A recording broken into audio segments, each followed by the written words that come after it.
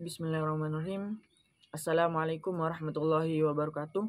Alhamdulillahirrabbilalamin. Assalatu wassalamu ala asyrafil anbiya wal mursalin Sayyidina wa maulana Muhammadin wa ala alihi washabihi ajma'in, amma ba'du. Pertama-tama marilah kita panjatkan puja dan puji syukur atas nikmat yang telah Allah berikan kepada kita sehingga kita dapat mengerjakan tugas maksimal, tugas fikih ini dengan baik. Salawat serta salam tak lupa kita curah limpahkan kepada baginda Nabi Agung Nabi Muhammad SAW yang telah membawa kita dari zaman jahiliyah menuju zaman yang terang benderang, yakni ad-dinul Islam wal iman. Perkenalkan, nama saya Muhammad Mafid Habibullah dengan NIM akhir 46. Baik, di sini saya akan menjelaskan tentang pengertian wudhu. Nah, wudhu itu di sini merupakan perintah Allah Subhanahu wa taala yang ditulis dalam Al-Qur'an sebagaimana salah satu cara bersuci sebelum melaksanakan sholat. Namun jika dikaji dalam dimensi syariat atau tata cara wudhu yang diajarkan Rasulullah itu ternyata mengandung hikmah dan rahasia-rahasia yang tersembunyi di dalamnya. Jadi penelitian-penelitian terdahulu itu telah membuktikan bahwa berwudhu itu yang sesuai dengan tuntunan yang diajarkan oleh Rasulullah SAW. Jadi ternyata itu dapat memberikan manfaat terhadap fisik dan psikis manusia. Jadi wudhu sendiri itu mengandung dua aspek, yaitu kebersihan lahir berupa penyucian bagian tubuh manusia yang bersihan batin yang ditimbulkan oleh pengaruh wudhu kepada manusia berupa pembersihan dan kesalahan dan dosa yang dilakukan oleh anggota tubuh. Jadi manfaat dari wudhu sendiri itu yaitu adalah membersihkan berbagai kotoran atau virus dan bakteri yang ada di telinga, dan hidung serta mulut dan gigi. Jadi manfaat wudhu itu banyak sekali ya teman-teman ya. Terus di sini saya akan menjelaskan juga penjelasan dari 4 mazhab tentang wudhu itu. Jadi menurut mazhab Hanafi yang pertama yaitu sentuhan kulit antara laki-laki dan perempuan itu tidak membatalkan wudhu. Nah ini menurut mazhab Hanafi. Terus mengusap kepala hanya dengan satu rambut saja.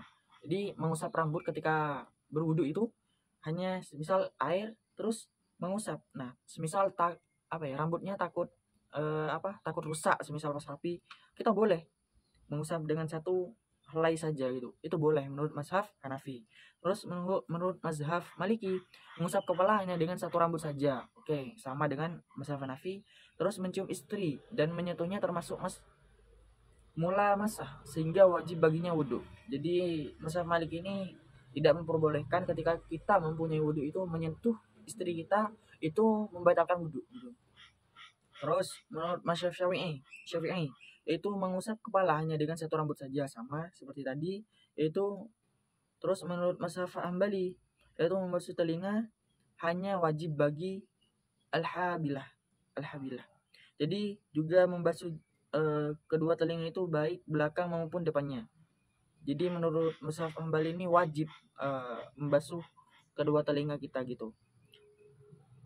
Mungkin itu saja penjelasan dari saya, kurang lebihnya mohon maaf. Assalamualaikum warahmatullahi wabarakatuh.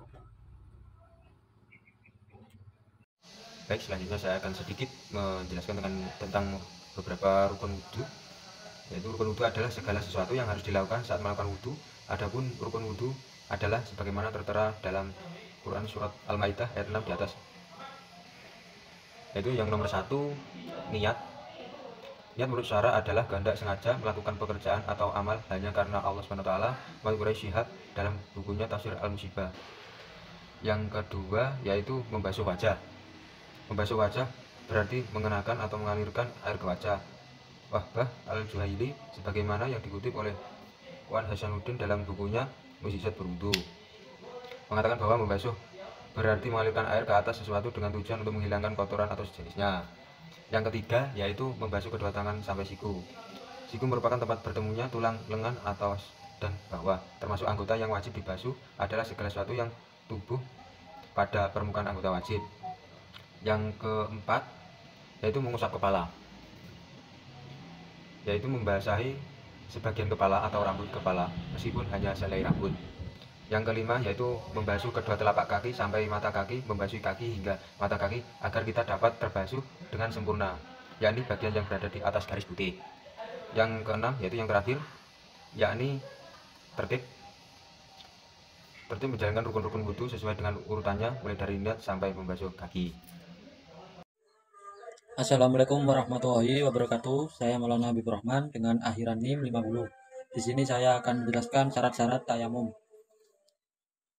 Yang pertama, tidak ada air dan sudah berusaha mencarinya tetapi tidak ketemu. Yang kedua, berhalangan menggunakan air seperti sedang sakit. Apabila terkena air, penyakitnya akan bertambah parah. Yang ketiga, telah masuk waktu sholat. Yang keempat, dengan tanah atau debu yang suci. Dan yang kedua, syarat-syarat tayamum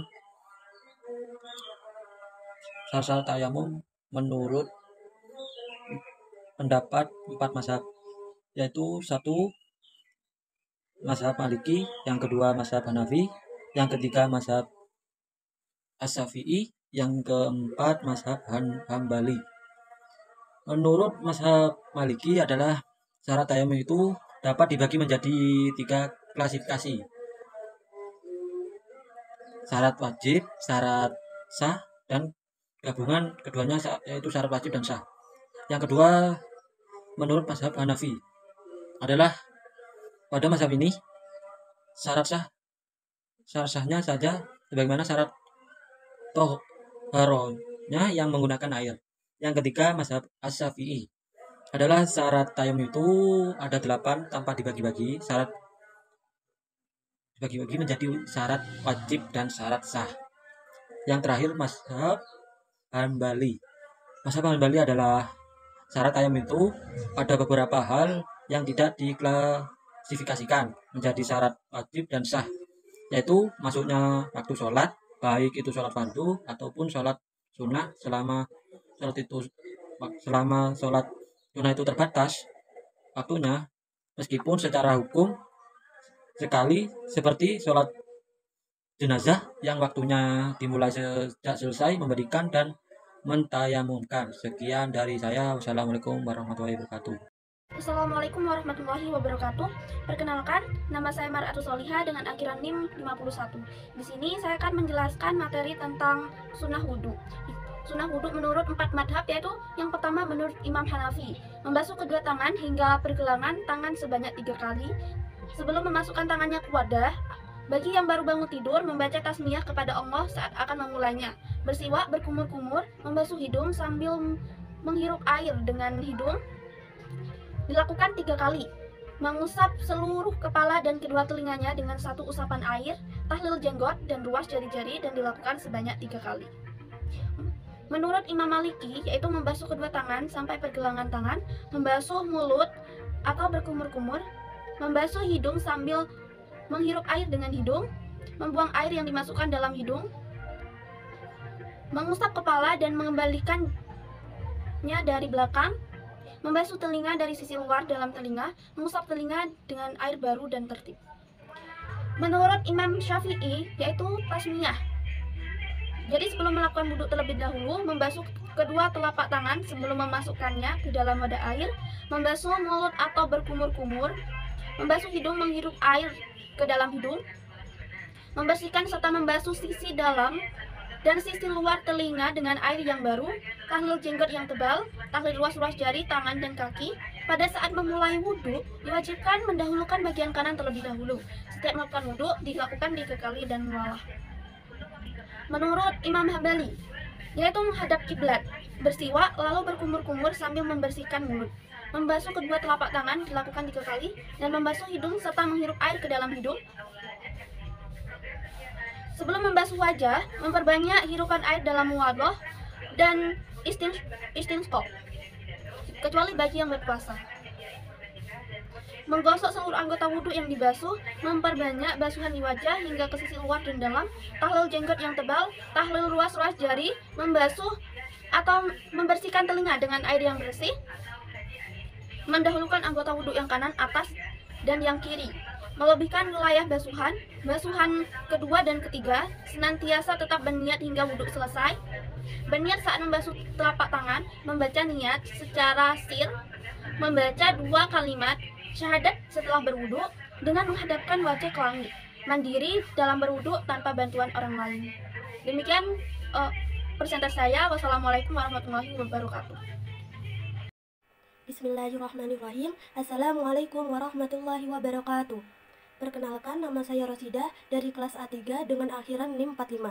Di sini saya akan membahas materi wudhu, yaitu membatalkan wudhu menurut 4 mazhab. Yang pertama yaitu keluarnya sesuatu lewat 2 lubang, kubul, dan zubur. Menurut Malikiyah, keluar sesuatu yang tidak lazim seperti batu, darah, ataupun nanah tidak membatalkan wudhu. Yang kedua itu tidur yang bukan dalam posisi tamakun di atas bumi. Menurut Hanabalah, tidur membatalkan wudhu secara mutlak. Menurut Maliki, tidur pulas dapat membatalkan wudhu baik tamakun atau tidak.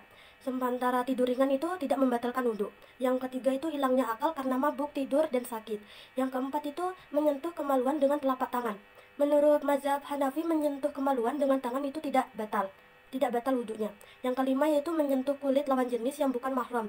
Menurut Syafi'i, membatalkan wudhu tanpa lapis selain rambut, kuku, dan gigi. Menurut Hanafiyah tidak batal wudhu sama sekali. Menurut Malikiyah, membatalkan wudhu apabila dengan kelezatan atau bermaksud kelezatan walaupun dengan lapis tipis baik kulit, rambut, juga menyentuh amrod al-jamil, hukumnya sama. Menurut Hanabalah, membatalkan wudhu dengan syahwat ajnabi atau muhrim tidak batal wudhu bagi yang disentuh. Yang keenam itu keluarnya sesuatu dari badan seperti darah, nanah, dan semacamnya akibat luka atau lainnya. Baik, itu saja yang saya sampaikan materinya. Mohon maaf apabila ada kesalahan. Wassalamualaikum warahmatullahi wabarakatuh.